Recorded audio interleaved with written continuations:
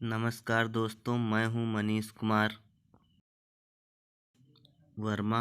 आज मैं आप सभी को नीट परीक्षा में पूछे जाने वाले प्रश्न हल कराऊंगा, जो बार बार नीट परीक्षा में पूछे जाते हैं।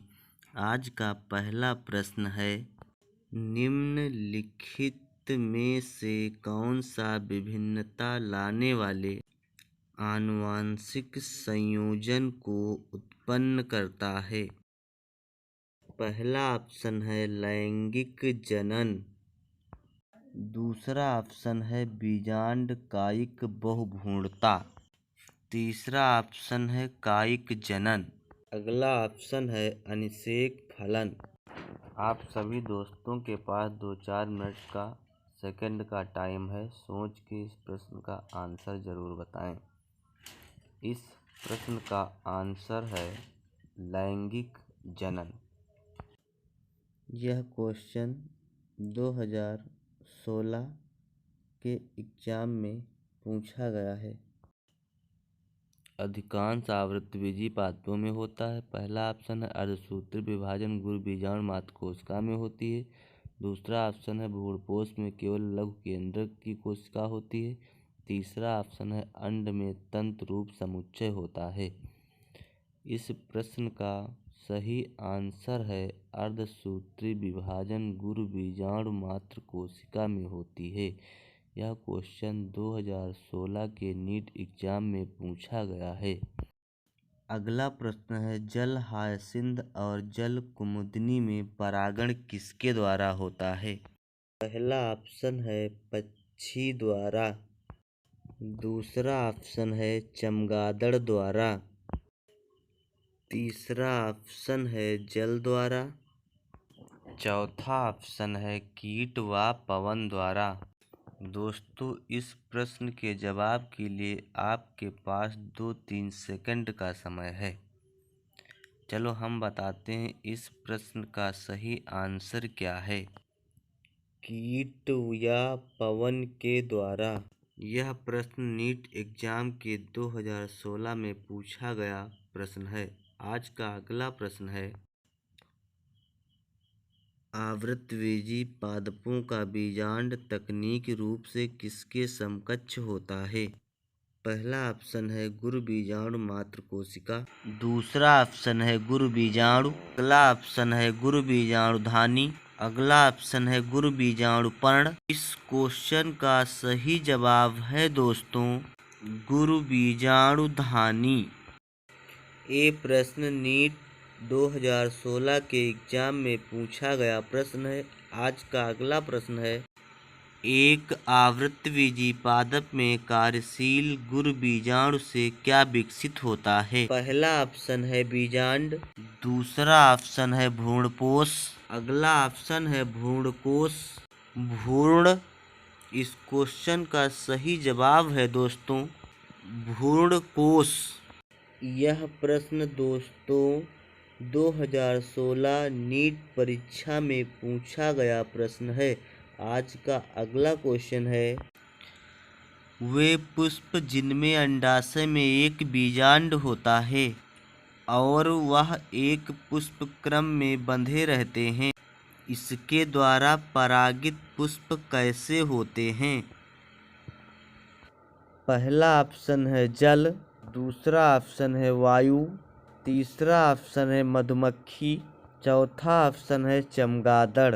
इस प्रश्न का सही आंसर है दोस्तों वायु। यह प्रश्न दोस्तों नीट परीक्षा में 2016 में पूछा गया प्रश्न है। द्विनिषेचन किसके द्वारा प्रदर्शित किया जाता है? पहला ऑप्शन है आवृतबीजी के द्वारा, दूसरा ऑप्शन है शैवाल द्वारा, तीसरा ऑप्शन है कवक द्वारा, चौथा ऑप्शन है आवृतबीजी पौधों द्वारा। इस प्रश्न का सही जवाब है दोस्तों आवृतबीजी पौधों द्वारा। यह प्रश्न दोस्तों नीट एग्जाम के 2017 में पूछा गया प्रश्न है। अगला प्रश्न है शुक्रवाहक उच्च छेदन के बारे में निम्नलिखित में से कौन सा कथन गलत है। पहला ऑप्शन है शुक्रवाहक को काटकर बांध दिया जाता है। दूसरा ऑप्शन है एपिडिडाइमिस में शुक्राणु नहीं होते हैं। अगला ऑप्शन है वीर्य में शुक्राणु नहीं होते हैं।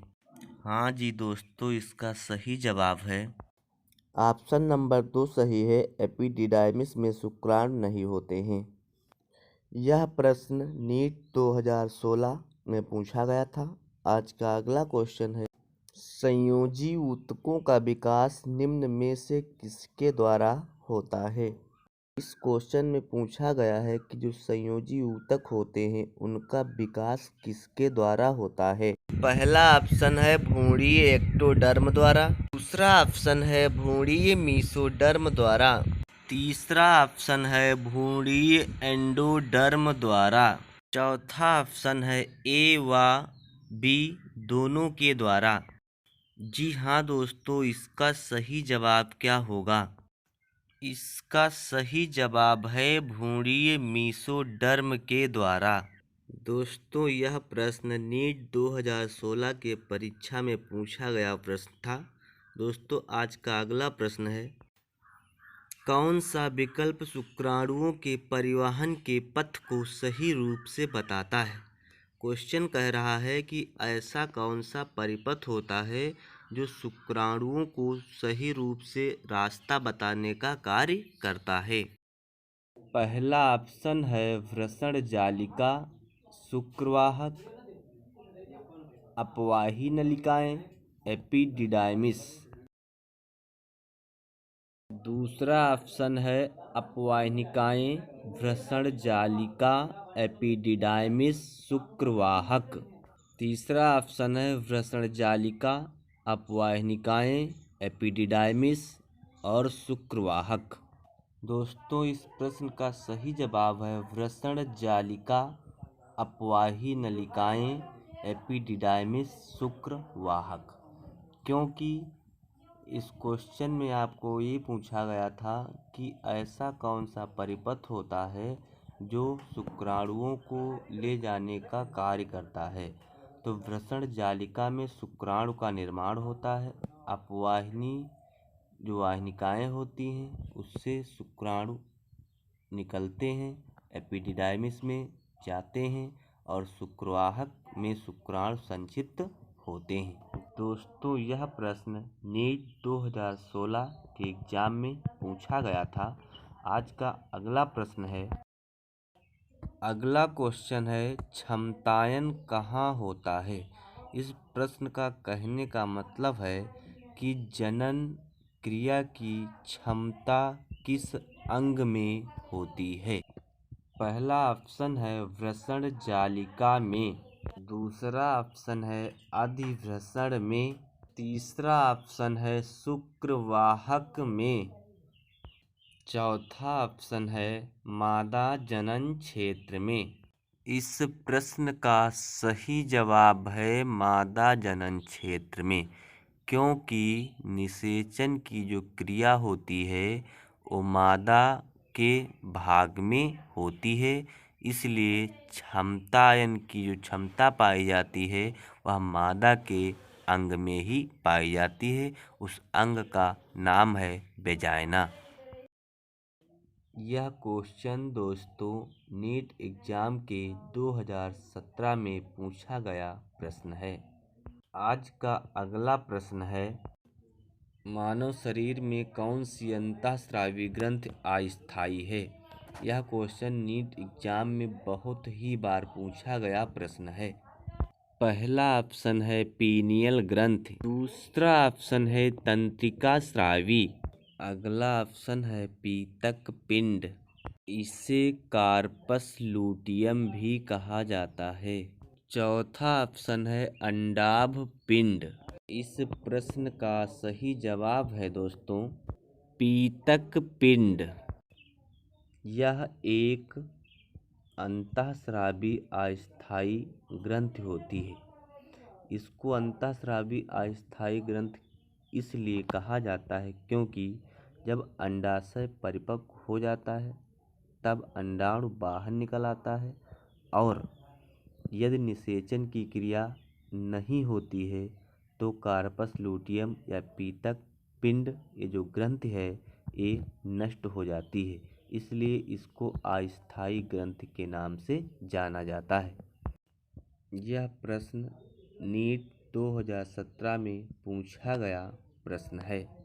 आज का अगला प्रश्न है, जनन के लिए आवश्यक हाइपोथैलेमस हार्मोन्स किस पर कार्य करता है? हाँ जी दोस्तों, इसका पहला ऑप्शन है अग्रपीयूष ग्रंथि पर और LH एवं ऑक्सीटोसिन के स्राव का निर्माण करना। दूसरा ऑप्शन है अग्रपीयूष ग्रंथि पर और LH व FSH के हार्मोन्स का उद्दीपन करना। तीसरा ऑप्शन है पश्चपीयूष ग्रंथि पर और ऑक्सीटोसिन एवं FSH के स्राव का उद्दीपन करना।